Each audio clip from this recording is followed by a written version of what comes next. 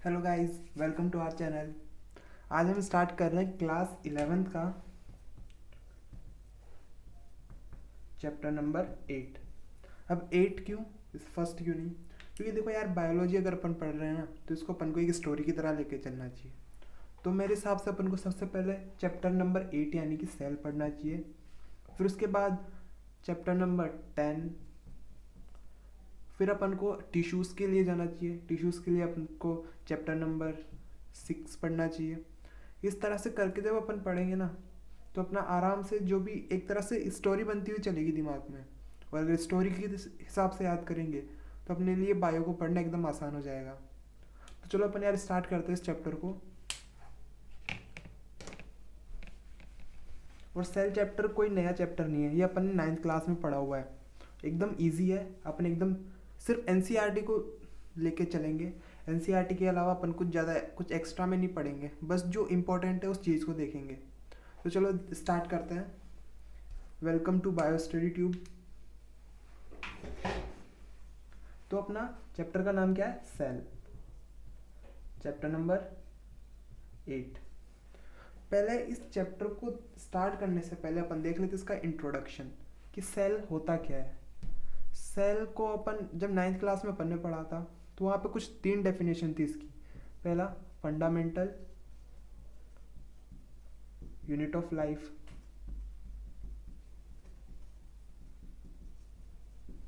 अब fundamental unit of life, इसका क्या मतलब है? फंडामेंटल का मतलब होता है बेसिक। यूनिट का मतलब होता है एक स्ट्रक्चर जो कंप्लीट हो।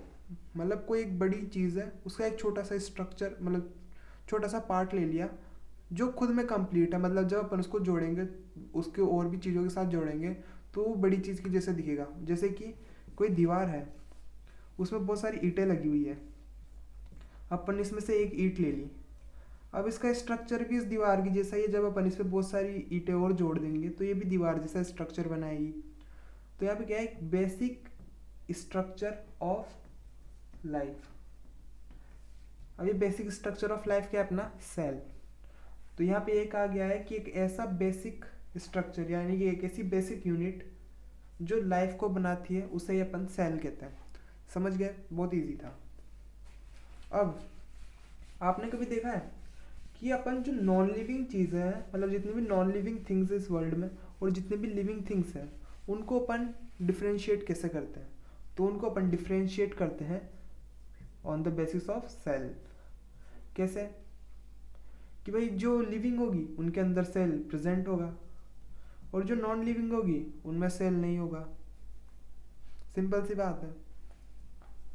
और सेल्स को नंबर के बेसिस पे 2 कैटेगरीज में डिवाइड किया गया है। पहला है यूनिसेलुलर और सेकंड है मल्टी सेलुलर। इजी सा लग रहा होगा क्योंकि अपन ने 9th क्लास में पढ़ा हुआ है, पर अपन एक बार देख लेते हैं। अगर बेसिक अच्छे रहेंगे तो ज़्यादा अच्छा रहेगा। पर मैं ये मान के चल रहा हूँ कि आपको कुछ नहीं आता। अपन नॉर्मल सा स्टार्ट कर रहे हैं, स्टार्टिंग से। यूनिसेलुलर कौन से होते हैं? Composed of single cell. यानी कि जितने भी ऑर्गेनिजम्स है इस वर्ल्ड में जो सिंगल सेल से बने हुए हैं, उनको अपन यूनिसेलुलर में डालते हैं। और दूसरा है मल्टी सेलुलर, यानी कि कंपोज्ड ऑफ मल्टीपल सेल्स। यानी कि वो ऑर्गेनिजम्स जो एक से ज़्यादा सेल से मिलकर बने हुए हैं, उन्हें अपन मल्टी सेलुलर ऑर्गेनिजम्स में डालते हैं। ठीक है, ये पहली हो गई, पहला पॉइंट हो गया इनके बीच में डिफरेंस का। सेकंड है कि जो यूनिसेलुलर ऑर्गेनिजम्स होते हैं, यहाँ पे अपन को कोई डिवीजन ऑफ लेबर देखने को नहीं मिलता। No division of labour. अभी डिवीजन ऑफ लेबर क्या होता है? यूँ मान के चलो कि एक सेल है। अब ये सेल एक सिंगल सेल है, यानी कि लाइफ के जितने भी फंक्शंस है लाइफ को सस्टेन करने के लिए, वो सारे फंक्शंस ये एक सिंगल सेल कर रहा होगा। तो यहाँ पे भाई कोई डिवीज़न नहीं है वर्क का, ये एक सिंगल है, जितना भी वर्क है सब इसको ही करना है। पर जब अपन मल्टी सेलुलर की बात करते हैं, तो यहाँ पे बहुत सारे सेल्स जुड़ के एक ऑर्गेनिज्म को बना रहे होते हैं। तो ये मान लो कि 4 प्रोसेस है सिर्फ मान लो कि लाइफ को चलाने के लिए 4 प्रोसेस है, तो यहाँ पे क्या हुआ, एक एक प्रोसेस इन सब में डिवाइड हो गई। कि जैसे कि ये मान लो इसने रेस्पिरेशन कर लिया, इसने ट्रांसपोर्टेशन कर लिया, इसने इसने मान लो रिप्रोडक्शन कर लिया, और इसने डाइजेशन कर लिया। तो इस तरह से क्या हुआ, लाइफ को चलाने के लिए जितनी भी प्रोसेस थी वो सब डिवाइड हो गई। तो यानी कि इससे अपन को क्या समझ में आता है कि मल्टीसेलुलर में डिवीजन ऑफ लेबर होता है। It have division of labour. पर यहाँ पे एक चीज और है जो अपन को देखनी चाहिए कि it also show division of labour within cell. कैसे? जब अपन ने बात करते हैं मल्टीसेलुलर्स में, तो ये ज़्यादातर यूकैरियोट्स होते हैं। और यहाँ पे क्या होता है कि जो सेल होता है ना, इसके अंदर कुछ छोटे छोटे ऑर्गेनल्स होते हैं जिनको अपन सेल ऑर्गेनल्स कहते हैं।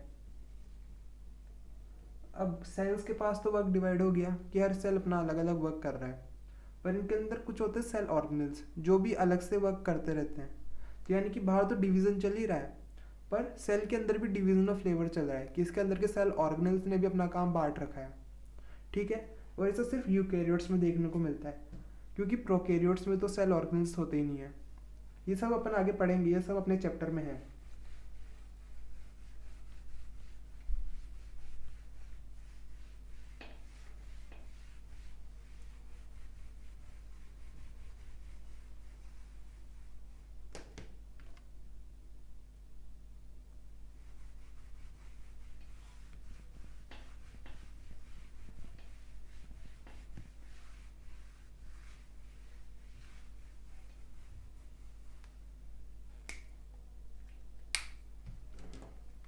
अब चलो थोड़ी हिस्ट्री की बात कर लेते हैं। अब सुनो बायोकेमिस्ट्री कहाँ से आ गई, पर यार इम्पोर्टेंट है कि पहला सेल किसने डिस्कवर किया, वो सेल कैसा था, वो डेड था या लिविंग था, फिर सेल के ऑर्गेनल्स किस किसने डिस्कवर किए, तो अभी देखना ज़रूरी है। जो हमारे पास पहले साइंटिस्ट आते हैं वो है रॉबर्ट हुक। तो ये वो पहले साइंटिस्ट थे जिन्होंने सेल को डिस्कवर किया। अब सेल को तो डिस्कवर किया, पर वो सेल कैसा था, तो बेसिकली था एक डेड सेल। अब इन स्टोरी कुछ ऐसी थी कि इनके पास एक था माइक्रोस्कोप। बहुत पुराने टाइम की बात है, अराउंड 1600। तो उस टाइम पे इनके पास था एक माइक्रोस्कोप, नॉर्मल सा माइक्रोस्कोप था। तो इन्होंने एक दिन एक ट्री की बार्क को उसके अंदर देखा, उसके अंडर पे देखा, तो इनको वहाँ पे कुछ हनी कॉम्ब लाइक स्ट्रक्चर देखने को मिला।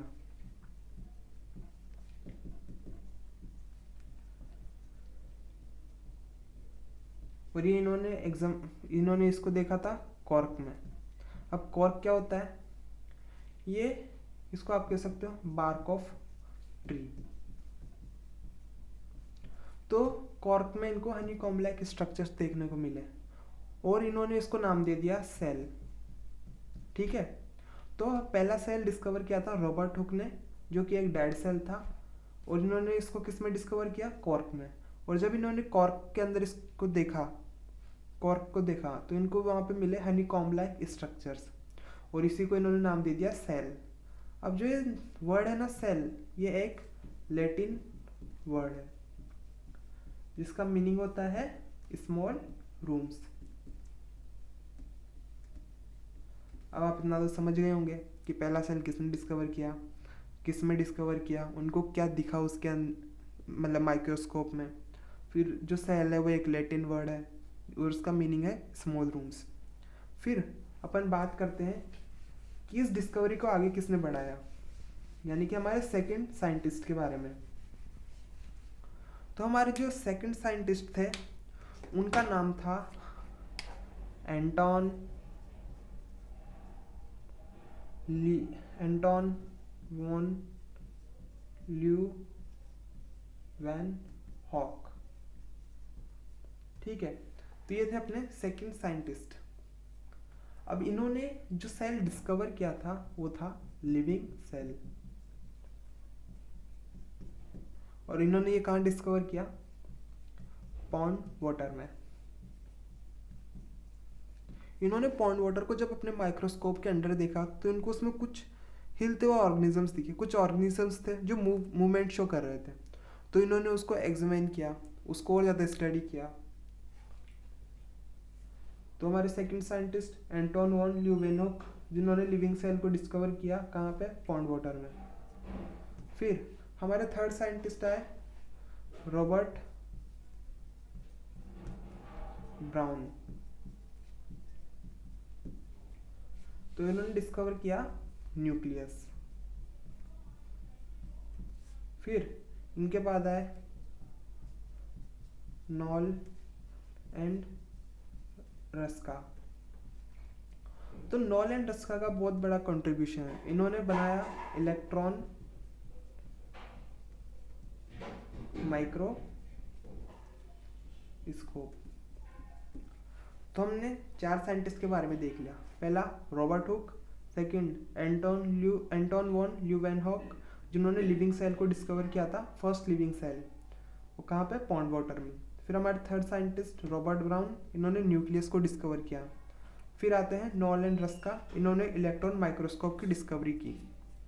अब जब इलेक्ट्रॉन माइक्रोस्कोप बन गया, फिर इसके बाद हम जो सेल्स थे उनके अंदर के जो सेल ऑर्गेनल्स थे उनको आसानी से देख सकते थे। तो फिर उसके बाद सेल ऑर्गेनल्स के ऊपर स्टडी स्टार्ट हुई, जिसको अब अपन आगे पढ़ेंगे।